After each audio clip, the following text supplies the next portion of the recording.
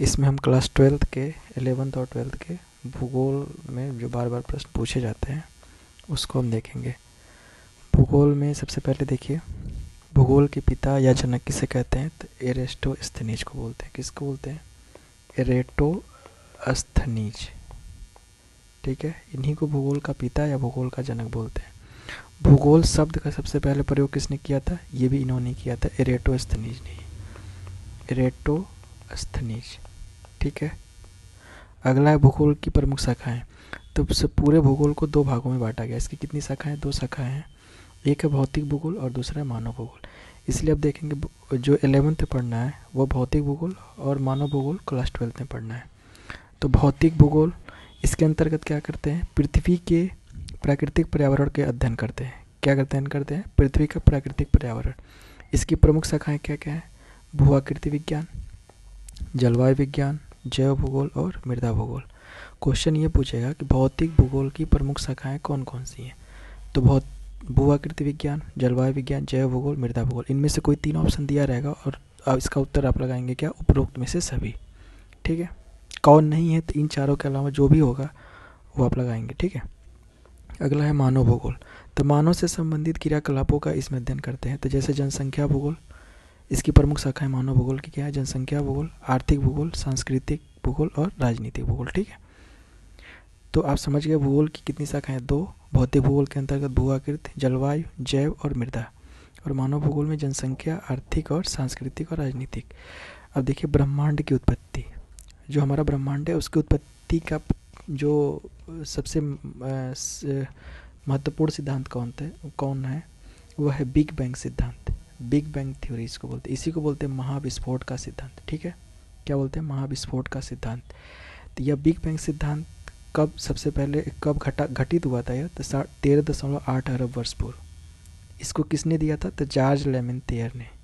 George लेमेंतेयर ने इसके बारे में बताया था बिग बैंग से। उन्होंने कहा था कि ब्रह्मांड प्रारंभ में एक बहुत छोटे और घने गोले के रूप में था जिसमें एक बहुत बड़ा विस्फोट हुआ और उसी से कई तारे बने और ग्रह बने। तो इसी को बोला गया बिग बैंग सिद्धांत। तो बस आपको याद रखना है कि ब्रह्मांड की उत्पत्ति किस सिद्धांत के आधार पर आधारित है? बिग बैंग सिद्धांत के आधार पर या महाविस्फोट के सिद्धांत पर। अगला है पृथ्वी की उत्पत्ति के लिए कुछ महत्वपूर्ण परिकल्पनाएं हैं। ठीक है, तो पहली परिकल्पना निहारिका की परिकल्पना। इसको किसने दिया था? कांट और लाप्लास ने। कांट और लाप्लास ने दिया था। कौन? निहारिका परिकल्पना। और अगला है द्वैतवादी सिद्धांत। द्वैतवादी सिद्धांत दिया था चैम्बरलिन और मोल्टन ने। ठीक है, और ज्वारी सिद्धांत किसने दिया था? यह दिया था जेम्स और जेम्स ने। ठीक है, तो पृथ्वी की उत्पत्ति से संबंधित प्रमुख तीन परिकल्पनाएं। एक है निहारिका परिकल्पना जिसमें कांट और लाप्लास ने दिया था। अगला है द्वैतवादी सिद्धांत जिसको चैम्बरलिन और मोल्टन ने दिया था। तीसरा है ज्वारी सिद्धांत जिसको जेम्स और जीन्स ने दिया था। अब पृथ्वी के बारे में थोड़ा देख लीजिए। पृथ्वी कब बनी थी? 4.5 अरब वर्ष पूर्व। कब बनी थी? 4.5 अरब वर्ष पूर्व। और बिग बैंग सिद्धांत, बिग बैंग कब हुआ था? 13.8 अरब वर्ष पूर्व। ठीक है, और पृथ्वी पर जीवन कब प्रारंभ हुआ? सबसे पहला जीवन कब हुआ? 3.8 अरब वर्ष पूर्व। पृथ्वी बनी कब थी? 4.5 अरब वर्ष, लेकिन इस पर जीवन कब प्रारंभ हुआ? 3.8 अरब वर्ष पूर्व। ठीक है, सौर मंडल में कुल कितने ग्रह हैं? 8 ग्रह हैं। आप देखिए बुध, शुक्र, पृथ्वी, मंगल, बृहस्पति, शनि, अरुण और वरुण। तो क्वेश्चन ये पूछेगा सौर मंडल में कुल कितने ग्रह हैं? 8।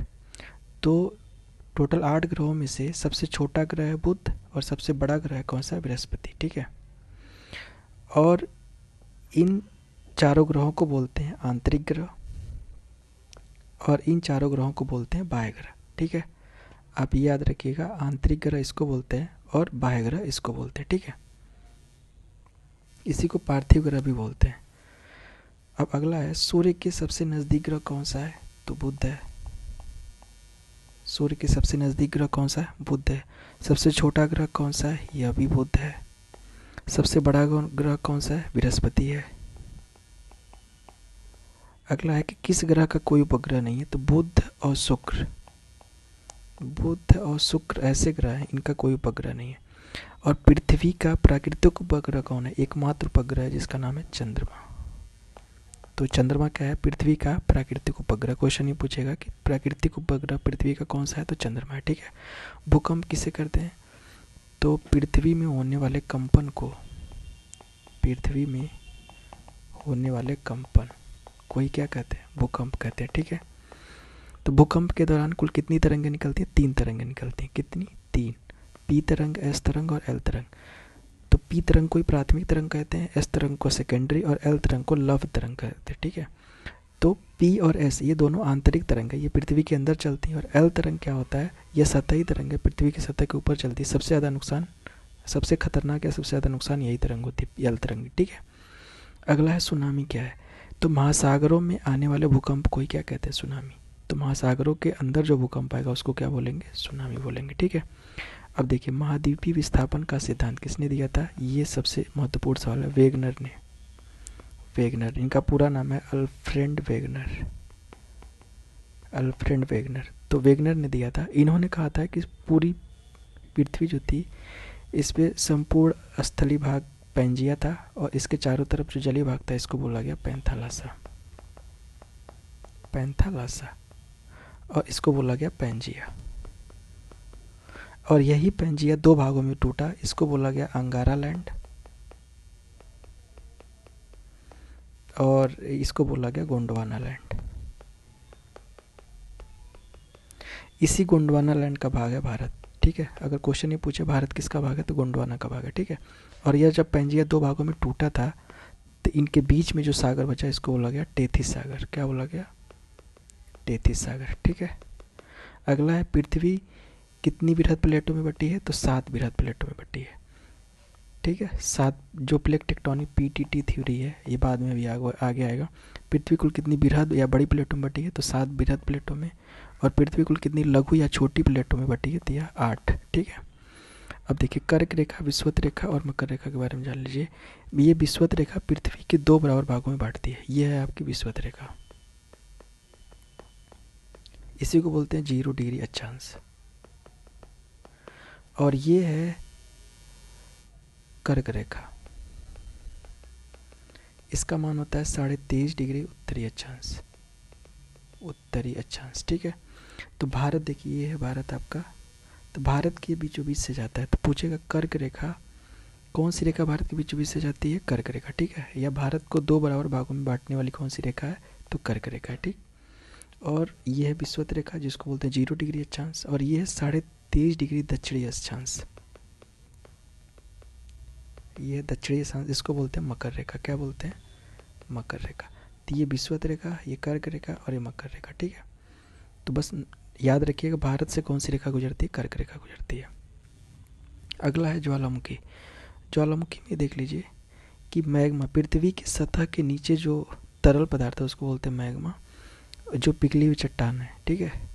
पृथ्वी के सतह के नीचे पिघली हुई चट्टान को मैग्मा कहते हैं। और यही मैग्मा जब पृथ्वी के सतह पर आ जाती है तो इसको बोलते हैं लावा, और इसी प्रक्रिया को बोलते हैं ज्वालामुखी, ठीक है। देखिए ये है पृथ्वी के आंतरिक भाग, जो पदार्थ है इसको बोलते हैं मैग्मा। और यही जब बाहर निकलने लगता है तो इसको बोलते हैं लावा, ठीक है। और जब ज्वालामुखी विस्फोट होता है तो इसमें राख, लावा और जिस रास्ते से निकलता है इसको बोलते हैं क्रेटर या ज्वालामुखी का मुख, ठीक है। अगला है आपदा के प्रकार। आपदा 2 प्रकार की होती है, एक होती है प्राकृतिक आपदा, दूसरा ही मानव जनित आपदा। मतलब प्राकृतिक आपदा जिसमें जो प्रकृति के कारण जो आपदाएं आती हैं, और मानव जनित आपदा जो मानव के कारण आपदाएं आती हैं। तो प्राकृतिक आपदा कौन सी है, भूकंप है, ज्वालामुखी है, सुनामी है। तो भूकंप आप देख लिए, पृथ्वी में कंपन। ज्वालामुखी अभी आप देखें जो मैग्मा है पृथ्वी की सतह पर आकर के बाहर निकलता है लावा के रूप में, उसी को बोलते हैं ज्वालामुखी। और सुनामी महासागरों के नीचे जो भूकंप आता है। अब भूस्खलन एक है, महत्वपूर्ण है, देखिएगा यह पहाड़ी क्षेत्रों में आता है, ठीक है। पहाड़ी क्षेत्रों में जो पहाड़ों का टूटना फूटना क्या कहलाता है, भूस्खलन कहलाता है, ठीक है। अगला है मानव जनित आपदा। मानव जनित जैसे आतंकवाद जिसमें लोग मारे जाते हैं, सांप्रदायिक हिंसा, रेल या सड़क दुर्घटना, ये सब कौन सी मानव जनित आपदा है। अगला विश्व का सबसे बड़ा मरुस्थल, ये कहाँ है, सहारा है। ये कहाँ पे है, दक्षिण अफ्रीका में। तो विश्व का सबसे बड़ा मरुस्थल सहारा मरुस्थल कहाँ है, अफ्रीका में, सॉरी ये कहाँ है, अफ्रीका में, ठीक है। अफ्रीका महाद्वीप में है। अगला है भारत का मरुस्थल, थार मरुस्थल, ठीक है। ये इसका कुछ हिस्सा भारत में और कुछ पाकिस्तान में। तो पूछेगा भारत में कहाँ, तो पश्चिमी राजस्थान में, पश्चिमी राजस्थान में, ठीक है। ये याद रखिए, विश्व का सबसे बड़ा मरुस्थल सहारा मरुस्थल का अफ्रीका महाद्वीप में, और भारत का मरुस्थल का नाम क्या है, थार मरुस्थल, जो पश्चिमी राजस्थान में है, और अधिकांश हिस्सा कहाँ पे है, पाकिस्तान में। जलोढ़ मिट्टी, जलोढ़ मिट्टी क्या होती है, यह नदियों के बहाव से लाई गई मिट्टी है। नदियों के बहाव से लाई गई मिट्टी को क्या बोलते हैं, यह सबसे उपजाऊ मिट्टी होती है। यह मुख्यतः दो प्रकार की होती है, एक होती है खादर, एक होती है बांगर। इसकी मिट्टी से दो तरीके के क्षेत्रों का निर्माण होता है, खादर और बांगर।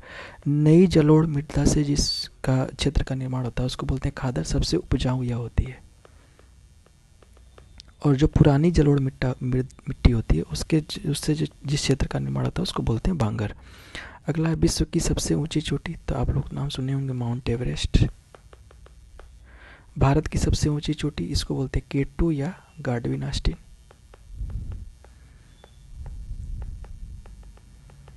K2 या गार्डविन आस्टीन, ठीक है।